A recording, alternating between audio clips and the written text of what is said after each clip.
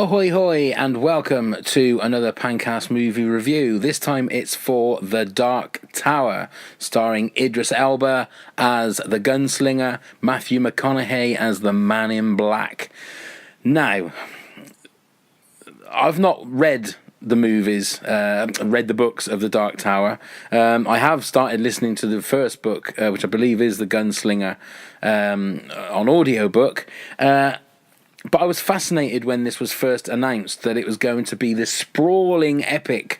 I believe it's 7 books in the series, and when Ron Howard was attached, it was going to be a trilogy of movies and a TV series, and it was going to be this massive saga, sort of Lord of the Rings type saga. And when they came back and then they said that the movie was literally an hour and a half long, I really thought to myself, well, that doesn't seem like it's going to work.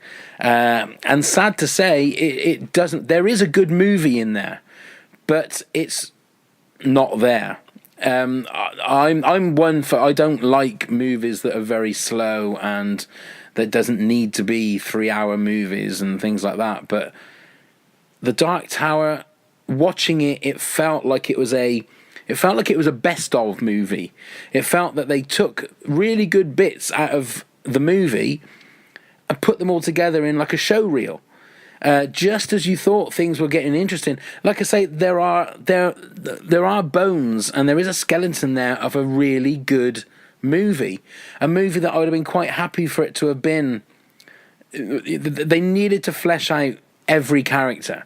You didn't really understand what everybody's motives were. I mean, you sort of got a reason why the Gunslinger is after the Man in Black, where you had Dennis Haysbert from the president from 24, but woefully underused. He's got one scene, and I think with things that happen a little bit later on in the movie, the emotion of those bits are sucked away because you don't really care about characters. Idris Elba, for me, is one of those actors that you sort of root for whatever. I mean, I'm a massive fan of Idris Elba. If anybody out there hasn't seen Luther yet, you need to watch that. I mean, I'm not a fan of cop TV shows, procedurals, if you like, but that is a show that Idris Elba is fantastic in. Just started watching The Wire. Yeah, sue me, I've not watched The Wire. But again, he's watchable. He's likeable. He's one of those guys that is just, the screen loves him and you are drawn to watching him. And the same in this movie. When he's on screen, he looks amazing. He is fantastic.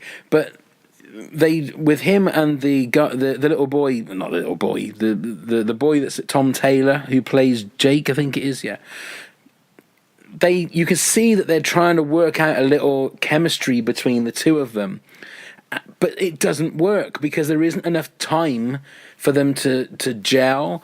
It starts off with Idris Elba being very sort of pushing him away and saying, well, you can come if you want, and I'm on this quest.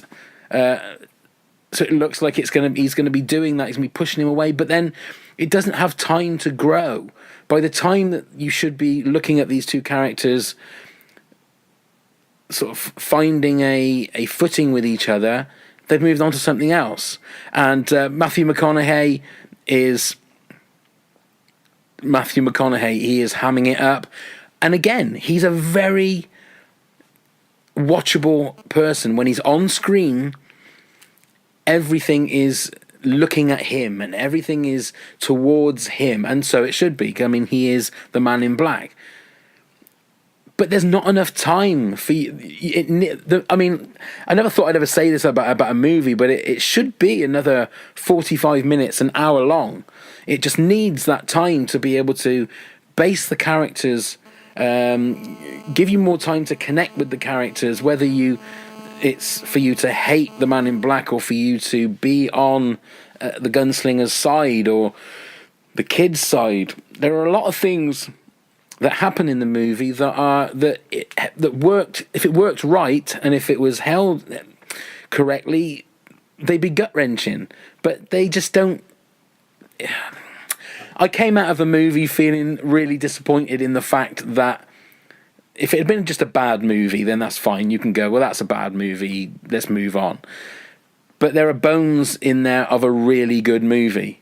And that's the thing that I think I was disappointed with the fact that you can see if they'd have given it half an hour, 45 minutes, another hour, it could have been a really good movie. So with that, I'm going to give it just 2 toes up. And again, I'm sad that I'm giving it 2 toes up because there's a lot of stuff in there that looks cool. There's a lot of stuff in there that could have worked. There's a lot of stuff in there that doesn't work because it's just not given time to breathe. But for me, 2 toes up. 2 toes up. So that's my opinion. Please let me know what you think. Are you a fan of Stephen King movies? Are you looking forward more to It than you were to The Dark Tower?